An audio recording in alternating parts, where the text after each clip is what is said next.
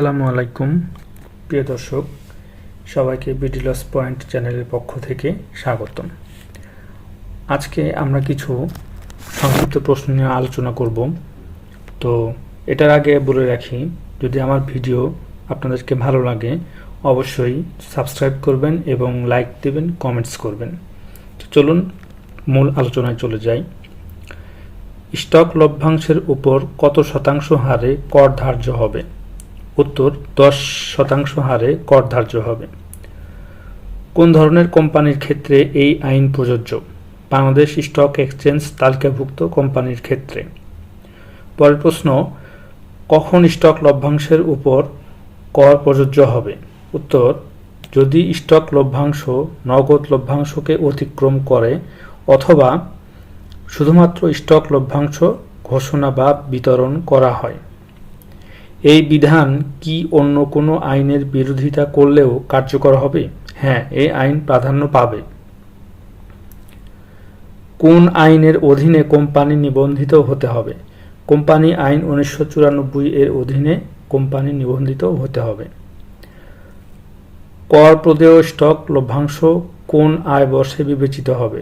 যেই আয় বর্ষে স্টক লভ্যাংশ ঘোষণা বা বিতরণ করা হবে সেই আয় বর্ষে। পরের প্রশ্ন হচ্ছে, স্টক লভ্যাংশ বলতে কি বোঝায়? কোম্পানির মুনাফা থেকে শেয়ার হোল্ডারদের অতিরিক্ত শেয়ার দেয়াকে স্টক লভ্যাংশ বলা হয়। নগদ লভ্যাংশ না দিয়ে কেবল স্টক লভ্যাংশ দিলে কি কর দিতে হবে? হ্যাঁ, সেক্ষেত্রে 10% কর প্রযোজ্য হবে। এই কর কোম্পানির দেবে না শেয়ার হোল্ডার, কোম্পানি কর্তৃক প্রদেয়। আইনের কোন ধারায় এটি বলা আছে? আয়কর আইন 2023-এর 54 ধারা অনুযায়ী। সংক্ষিপ্ত প্রশ্ন এগুলো দিচ্ছি, এগুলো হচ্ছে চাকরি হইতে আয় হইতে কয়েকটা প্রশ্ন আমি বাছাই করে নিয়েছি, সেগুলো এখন আলোচনা করছি। চাকরি হইতে আয় বলতে কি বোঝায়? চাকরি হইতে প্রাপ্য বা প্রাপ্ত যে কোনো বেতন, সুবিধা বা আর্থিক প্রাপ্তি চাকরি হইতে আয়। কর্মচারীর শেয়ার স্কিম হইতে অর্জিত আয় কি চাকরি হইতে আয়? হ্যাঁ, কর্মচারীর শেয়ার স্কিম হইতে অর্জিত আয় চাকরি হইতে আয় হিসেবে গণ্য হবে। চাকরি হইতে প্রাপ্ত কর অনারোপিত বকেয়া বেতন কি আয় হিসেবে ধরা হবে? হ্যাঁ, এটি চাকরি হইতে আয় হিসেবে অন্তর্ভুক্ত হবে। চাকরি হইতে কোন প্রাপ্তিগুলো আয় হিসেবে গণ্য হবে না? উত্তর হচ্ছে, কিছু নির্দিষ্ট চিকিৎসা ব্যয়ের জন্য প্রাপ্ত অর্থ, যেমন ক্যান্সার, কৃত্রিম অঙ্গ, শুধুমাত্র চাকরির কাজে ব্যবহৃত যাতায়াত, ভ্রমণ ও দৈনিক ভাতা। গোষ্ঠী বীমা বাবদ প্রিমিয়াম যা কোম্পানির কর্মচারীর পক্ষে দেয়। এরপর রয়েছে, বেতন বলতে কি বোঝায়? বেতন মানে চাকরি হইতে প্রাপ্ত যে কোনো অঙ্ক, যেমন মজুরি, ভাতা, ছুটি, নগদায়ন, বোনাস, ফি, ওভারটাইম, অগ্রিম বেতন, পেনশন ইত্যাদি। পারকুইজিট বলতে কি বোঝায়?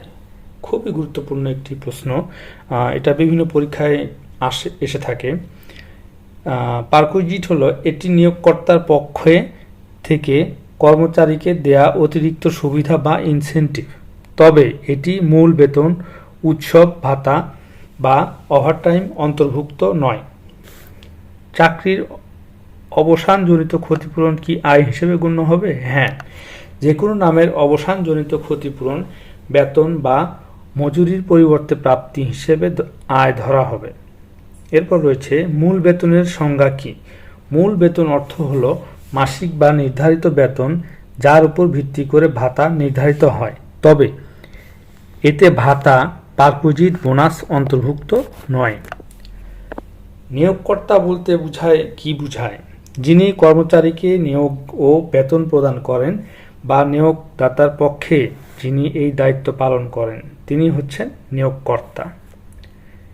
এরপর আরও প্রশ্ন আছে, অবশ্যই প্রশ্নগুলো গুরুত্বপূর্ণ এবং পরীক্ষাতে ধরার মতো কিছু প্রশ্ন দেওয়া হয়েছে, সুতরাং আপনারা অন্ততপক্ষে একবার হলেও ভিডিওটা দেখবেন, তাহলে একটি ধারণা চলে আসবে। সম্পূর্ণ মুখস্থ বলা তো সম্ভব নয়, ধারণা একটি থাকলে যদি কিছু অংশও বলা যায় তো তো আশা করি আমরা অবশ্যই পাস হয়ে যাবে আমাদের। তো চলুন পরের অংশে চলে যাই। যদি কোনো কর্মচারী সম্পূর্ণ ভাড়া কোম্পানি থেকে পায় তাহলে কি ধরা হবে? এটি আবাসনের বার্ষিক মূল্য হিসেবে পারকুইজিট ধরা হবে। হ্রাসকৃত ভাড়ায় যদি কর্মচারী বাসা ব্যবহার করে তাহলে কিভাবে মূল্য নির্ধারণ হবে? আবাসনের নির্ধারিত বার্ষিক মূল্য এবং কর্মচারীর পরিশোধিত ভাড়ার পার্থক্যের ভিত্তিতে মূল্য নির্ধারণ হবে। পরের প্রশ্নতে চলে আসি আমরা। 1500 সিসি পর্যন্ত গাড়ির জন্য পারকুইজিট কত টাকা? মাসিক 15,000 টাকা। 2000 সিসির অধিক কিন্তু 2500 সিসি পর্যন্ত গাড়ির জন্য পারকুইজিট কত? মাসিক 30,000 টাকা। অন্য যে কোনো সুবিধা বা ভাতা পারকুইজিট হিসেবে কিভাবে গণনা হবে? উত্তর হচ্ছে সুবিধা আর্থিক মূল্য বা ন্যায্য বাজার মূল্য হিসেবে গণনা হবে। প্রিয় দর্শক, আজকে কিছু প্রশ্ন দিয়েছি যেগুলো অত্যন্ত অত্যন্ত গুরুত্বপূর্ণ। আশা করি আপনারা ভিডিওটি না টেনে সম্পূর্ণ দেখে যাবেন। আজ এ পর্যন্তই। সবাই ভালো থাকবেন। আল্লাহ হাফেজ।